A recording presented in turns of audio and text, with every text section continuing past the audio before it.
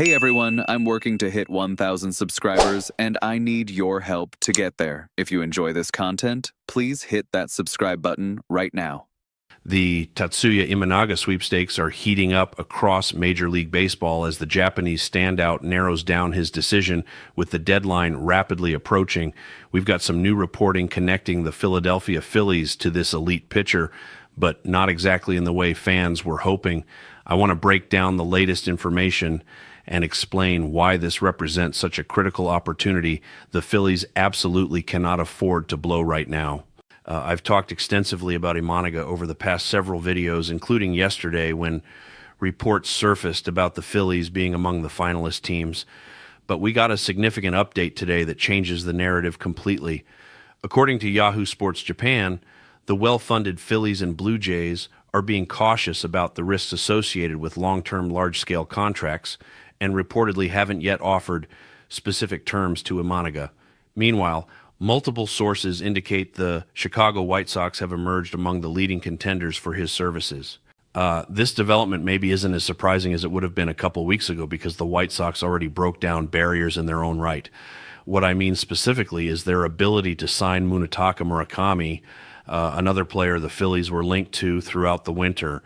The exact terms of that deal reveal the White Sox were the only team to actually offer Murakami a contract this offseason. He was projected to land a $100 million plus deal, but had to settle for 2 years at $34 million with Chicago. I'm not going to feel bad for someone inking $34 million without playing any Major League Baseball, but where I see direct parallels is this represents an opportunity created by market inefficiency. This is the Phillies' chance to acquire top-end talent, or at least someone who's looked the part in Japan for nowhere near what that would command on the actual domestic market. What a pitcher like Ranger Suarez is going to get will probably triple or quadruple whatever offer Imai ultimately receives. I'm not saying he's better than Ranger Suarez. In fact, I'd argue quite the opposite and feel far more comfortable with Ranger long term. But from the Phillies' perspective, this is a chance to potentially land a quality arm on a short-term deal at lower value than initially expected. You lock him in now and really evaluate from there.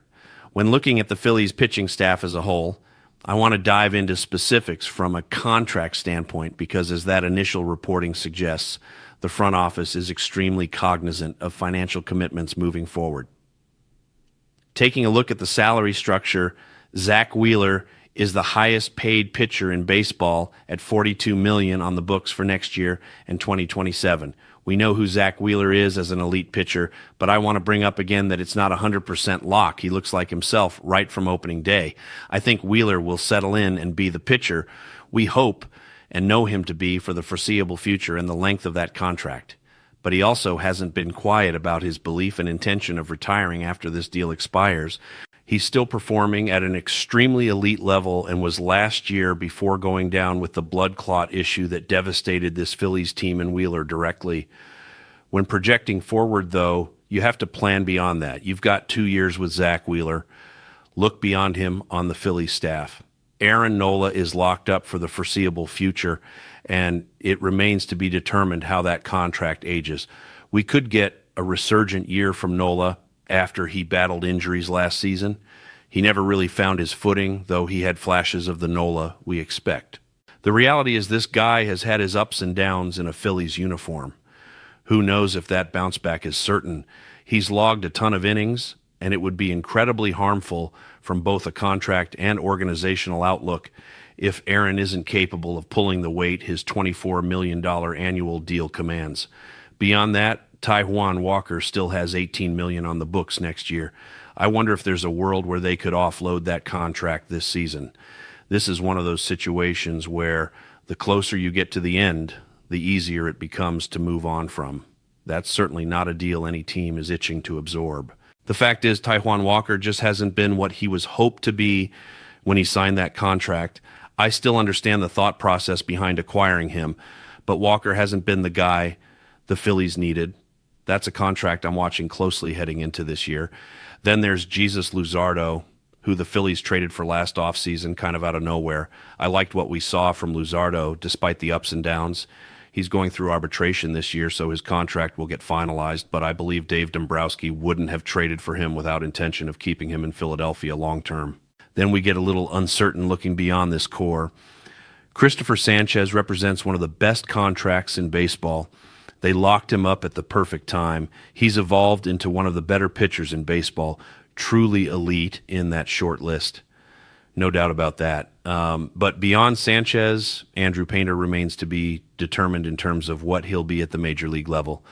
It feels like all expectations point toward him getting his opportunity this year. This is a huge season for his trajectory. The organization basically has no choice but to express complete confidence.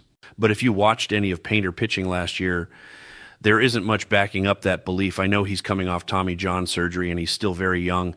The level of expectations thrown on his shoulders feels somewhat unfair. I'm glad they didn't just throw him to the wolves by forcing a major league appearance and making him work through those bumps last season. Nonetheless, they're counting on him to be a huge part of this franchise's future, and we need to see that actually come to fruition. I bring all these up to say there are substantial question marks when discussing this pitching staff. I like covering up question marks with additional options like Tatsuya Imai could provide. To dive deeper into this situation, I want to highlight the no formal offers report, which is the driving force for why this represents such a clear opportunity for Philadelphia. As of late December, Imai acknowledged publicly he had yet to receive a formal major league offer, which is notable given how close to the posting deadline we've gotten. Teams continue weighing the risks associated with translating MVP performances from Japan to the majors, along with workload history and financial considerations tied to the posting system. For the Phillies, the interest appears rooted in roster mathematics rather than urgency. The club enters the offseason with Christopher Sanchez, Aaron Nola, and Jesus Luzardo under contract, while Zack Wheeler continues recovery from thoracic outlet surgery. Top prospect Andrew Painter remains central to long-term plans but hasn't logged any portion of a major league season yet. That context has led the Phillies to explore multiple avenues for rotation depth, including international options that could provide upside without requiring long-term commitment. Imai fits that profile perfectly, an established starter with experience carrying significant workload, but one whose contract demands would likely fall below top domestic free agent arms. That's the opportunity here. You can acquire this pitcher at below market value compared to what equal talent would command in normal bidding circumstances. There are intricacies working in international markets like paying posting fees to Japanese clubs and strict deadlines to navigate. If Imai sits at the end of this posting period saying he didn't get offers matching his expectations and decides to return to Japan for another strong season before re-entering the market next year through different pathways, I can live with that outcome. What I cannot live with is the Phillies not making a real effort here.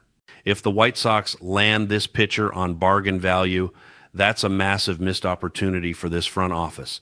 Never mind that it doesn't feel great potentially being outbid by the White Sox in general. What I absolutely need to see happen is the Phillies submit a formal offer, at least make it known you're interested in bringing him to Philadelphia and believe he can help this team. I'm all in on anybody who hates the Dodgers and wants to take them down. Just to remind everyone of Imai's quote about the back-to-back defending champions, he said one team he won't be signing with is the Los Angeles Dodgers, despite their significant Japanese talent base. He stated, of course, he'd enjoy playing alongside Ohtani, Yamamoto, and Sasaki, but winning against a team like that and becoming world champion would be the most valuable thing in his life. If anything, he'd rather take them down. He explained that if there were another Japanese player on the same team, he could just ask them about anything, but that's not what he's looking for. He wants to experience the sense of survival when facing cultural differences head on. He wants to see how he can overcome them independently. That's part of what excites him about this opportunity. Well, get ready to learn Philadelphia. We can teach you cheesesteaks, the Ben Franklin Bridge, and Eagles chants. It can all happen right here in Philadelphia, and you can be a huge part of a World Series championship team. That's my call to action for this organization. I need to see an actual offer submitted in his direction. If there's at least a fair attempt at bringing him to Philadelphia, I can sleep at night feeling okay about the outcome. But we need to get that process moving immediately. I don't love the phrasing in this report about there not being official buy-in or commitment to long-term deals. My goal and what I'm looking for in that official offer would be a short-term deal not quite reaching elite pitcher money, less than Taijuan Walker's $18 million annual mark, but something that makes him think long and hard about whether this is the chance he's been waiting for. We'll see what happens from here. The deadline is Friday, January 2nd, when Imanaga must make his decision or that posting window expires entirely. Make sure you're following along because we'll be covering every development as it breaks. This is an opportunity the Phillies cannot afford to miss.